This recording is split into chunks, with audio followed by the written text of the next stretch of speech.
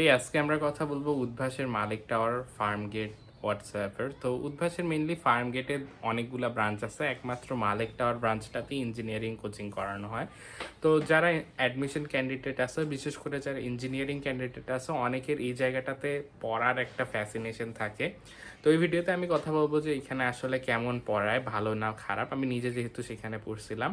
So first of all let's talk about কেন মানুষজন এখানে আসে, what is the all hype about. তো ইন্ডিয়া একটা এরকম জায়গা আছে কোটা নামে, যেখানে আইআইটির জন্য মানুষজন প্রিপারেশন নেয়। তো এরকমই ফার্ম গেটের মালিক টাওয়ারটাকেও অনেকটা এমনই ধরা হইতো একটা সময়। বাট বাই টাইম উদ্ভাস যখন বলছে যে সকল শাখায় সমান সেবা, তারা মালিক টাওয়ারের সেবাটা কমায় দিছে, দিয়ে আর কি সকল শাখায় সমান সেবা করে দিছে। অর্থাৎ মালিক টাওয়ারের হাইপটা পুরাই মানে আননিডেড। এখানে মানে বিশেষ এমন কিছু আহামরি থাকে না, কোনো মানে অসম্ভব ভালো ক্লাস হয় না বা অসম্ভব চমৎকার এক্সাম হয় না। এক্সাম তো একই হয় আসলে সবখানেই। তো ক্লাসের কথা যদি আমি বলি, হ্যাঁ মালিক টাওয়ারে ডেফিনেটলি অন্য আর 10টা ব্রাঞ্চের চেয়ে হয়তো ভালো ক্লাস হয়, কারণ এখানে হচ্ছে মোটামুটি গোটা দেশ থেকে যেহেতু ছাত্ররা যায়। আর র্যান্ডম একটা ব্রাঞ্চে দেখা যাচ্ছে যেখানে গেছে টিচার যায়, দেখা যাচ্ছে যে ছাত্ররা বেসিক জিনিসপাতি হয়তো বলতে পারতেছে না। তো সেইটা হচ্ছে মানে এখানের স্টুডেন্টরা অ্যাটলিস্ট ভালো হয়, তো টিচাররা একটু স্লাইটলি ভালো ক্লাস নেয়। আর আরেকটা ব্যাপার আছে তুখোর ব্যাচের যে ব্যাপারটা, সেখানে আগে অনেক লম্বা ক্লাস নিত, প্রায় 7-8 ঘন্টার মতো। এখন মনে হয় তুখোর ব্যাচে অত বড় ক্লাস নেয় না, হাইয়েস্ট 4-5 ঘন্টা। আর আমি এমন অনেকজনকেও দেখছি যারা তুখোরে কিছুদিন গেছে যায়, তারপর তারা বলছে যে তুখোরে হুদায় মানে সোজা জিনিস এমন পেঁচায় বলে যে তুখোরে আসলে যাইতে ভাল লাগে না। এবং এরকম অনেক ছাত্রকে দেখছি যারা তুখোরে গেছিলো, যায় কিছুদিন করে ভাল লাগেনি, আবার নর্মাল ব্যাচে আসছে এবং বুয়েটেও চান্স পাইছে। So that doesn't really count anything.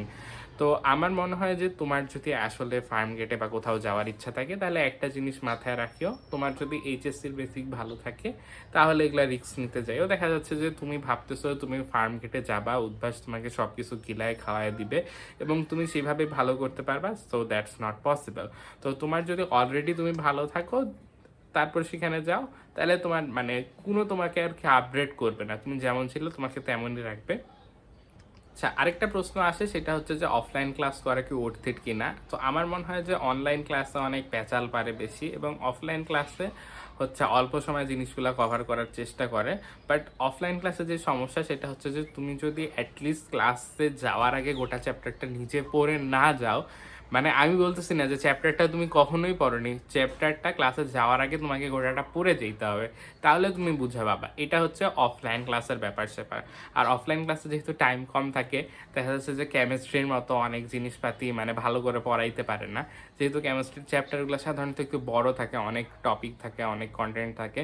তো ওরা সেই ক্ষেত্রে মানে দেখা যাচ্ছে যে 90% জিনিসপাতি স্কিপ করে যায়, যেগুলো আসে টুকটাক 2-1টা দেখায় দেয়। আর অর্গানিকের ক্লাসের কথা আমার মনে পড়ে, মানে ভাইগুলা আসতো, আসে লিটারালি শ্বাসও নিত না, একদম টানা 3 ঘন্টা কথা বলতো। মানে ওদেরও অবস্থা খারাপ, ছাত্রদেরও অবস্থা খারাপ।